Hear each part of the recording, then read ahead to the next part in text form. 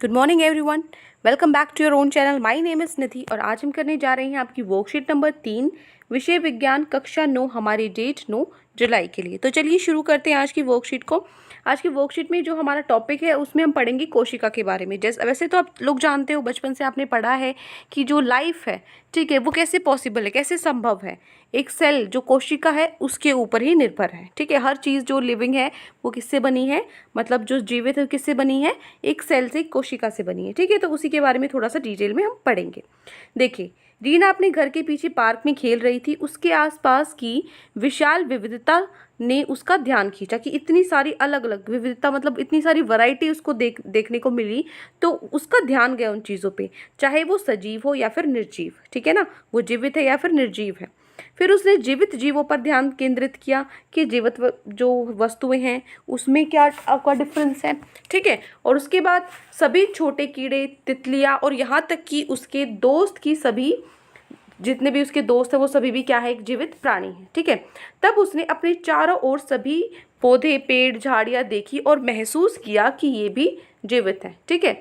लेकिन यह भिन्न कैसे हैं, ठीक है, उनमें क्या अंतर है फिर, क्योंकि वो भी जीवित है, जब पेड़ पौधे हैं वो भी जीवित हैं और जो हमारे दोस्त हैं हम भी जीवित हैं। तो क्या हमारे बीच में जो विभिन्नता है वो क्या है? यह वास्तव में मूल संरचना, जिससे कोशिका कहते हैं, की वजह से भिन्न है, जिसके द्वारा वह बनी है, ठीक है। जो उनकी बनावट है, जो उसका जो मूल संरचना है, जो उसका स्ट्रक्चर है अलग अलग, उसकी वजह से जो ये कोशिका है जो अलग अलग होती हैं, उनका जो स्ट्रक्चर अलग अलग होता है, उसकी वजह से हम विभिन्न हैं, ठीक है। तो यह कोशिका दो प्रकार, मतलब जंतु कोशिका और पादप कोशिका, ठीक है, एनिमल सेल और प्लांट सेल, ठीक है, जंतु कोशिका और पादप कोशिका, ये दोनों है, ठीक है। और फिर उसके दिमाग में कक्षा में लगा चार्ट ध्यान आया। ये नीचे आपको दिख रहा है ना, ये कक्षा में अपना जो इस बोर्ड पर देख रहे हैं, तो इनको ये चार्ट दिमाग में आया। तो आपको बताना है कि क्या आप चित्र में पादप जो पौधे हैं और जंतु कोशिका की पहचान कर सकते हैं। तो आइए हम जंतु कोशिका और पादप कोशिकाओं के बीच के अंतर को दोहराते हैं। इसमें से आपको बताना है जंतु कोशिका और पादप कोशिका कौन सी है। यहाँ पे आपको दिख रहा होगा, आपको डायग्राम बनाया हुआ है जंतु कोशिका, ठीक है ना, कि जंतु कोशिका कैसी होती है। जंतु कोशिका में क्या क्या होता है, कोशिका द्रव्य होता है, गुणसूत्र होता है, कोशिका झिल्ली, केंद्रक, केंद्रिका, ये रिक्तिका, माइटोकॉन्ड्रिया, ठीक है, ये सारी चीज़ें जो हैं, ठीक है, जालिका, केंद्र द्रव्य, लाइसोसोम्स, ग्लाइकोज, ठीक है, ये सारी चीज़ें किसके अंदर होती हैं, जंतु कोशिका के अंदर होती हैं, ठीक है, मतलब जो एनिमल सेल होता है। उसके बाद जो पौधे का होता है प्लांट सेल, पादप कोशिका के अंदर जो चीज़ें होती हैं, केंद्रक है, साइटोप्लाज्म है, ठीक है। साइटोप्लाज्म किस में होता है, जो आपका जो लीव्स होते हैं, जो पत्ते होते हैं, ठीक है। पत्तों में आपको पता है कि प्रकाश संश्लेषण में क्या चाहिए होता है, पत्तों में जो क्लोरोप्लास्ट होता है, ठीक है, वो किस में होगा, पादप कोशिका में होगा, है ना। वो जंतु में तो नहीं होगा ना, क्योंकि जो पत्तों के अंदर होता है क्लोरोप्लास्ट। तो ये इसमें अंतर जो है ना, ये छोटे छोटे, इन अंतर को हम पढ़ेंगे। तो ये किसका आपका डायग्राम हो गया, पादप कोशिका का हो गया। तो अंतर एक बार दोहरा लेते हैं कि पादप कोशिकाएं एवं जंतु कोशिकाएं में क्या अंतर है। देखो, जो कोशिका, इसमें जो पादप कोशिका उसमें कोशिका भित्ति पाई जाती है, जबकि जो जंतु कोशिका है उसमें कोशिका भित्ति नहीं पाई जाती, ठीक है। पादप कोशिका में हरित लवक पाए जाते हैं, लेकिन इसके अंदर जंतु कोशिका के अंदर हरित लवक नहीं पाए जाते, है ना। हरित लवक मतलब जो क्लोरोप्लास्ट है आपका, वो इसमें मिलेंगे ना, पत्तों में मिलते हैं वो, ठीक है। उसके बाद है यहाँ पे सेंट्रोजोम किस में होते हैं, सुपस्थित होते हैं, यहाँ पर नहीं होते, और यहाँ पर क्या होते हैं, उपस्थित होते हैं, ठीक है। उसके बाद क्या है, रिक्तिकाएं बड़ी तथा संख्या में कम होती हैं, ठीक है ना, मतलब कम होती है लेकिन बड़ी होती है। इसके अंदर होती है छोटी होती है लेकिन ज़्यादा होती है, ठीक है ना। उसके बाद एक केंद्रक परिधि की ओर हो सकता है, लेकिन यहाँ पे अधिकांश जो जंतु कोशिकाओं में केंद्रक में होता है, ठीक है। तो ये आपका जो डिफरेंस है, जो इनके बीच में अंतर है, वो ये 4-5 पॉइंट हो गए, जो कि बहुत इंपॉर्टेंट है आपके एग्जाम में भी, ठीक है, आ सकता है। अब देखिए, आज की वर्कशीट में आपको 3 प्रश्न दिए गए हैं। पहला आपका प्रश्न है, पादप कोशिका और जंतु कोशिका का चित्र बनाइए। तो वो आपकी वर्कशीट में यहाँ पे दिया हुआ है, ये 2 चित्र आपको बनाने हैं, ठीक है। मैं दिखा देती हूँ, ये 2 चित्र है आपका उत्तर नंबर 1, ठीक है। यहाँ पे मैं लिख रही हूँ उत्तर नंबर 1। आपको एक तो ये चित्र बनाना है और एक ये चित्र बनाना है, ठीक है। ये दोनों चित्र आपको बनाने हैं। ये आपका क्या है, आंसर 1 है, ठीक है, क्लियर।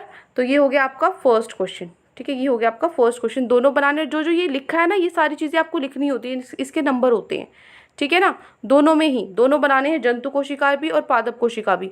तो ये सारी चीज़ें आपको लिखनी है। ठीक है। जो आपकी वर्कशीट मैम ने सेंड की है वहाँ पर आप इसको आराम से जूम करके ऐसे देख सकते हो, ध्यान से चीज़ें बनाना।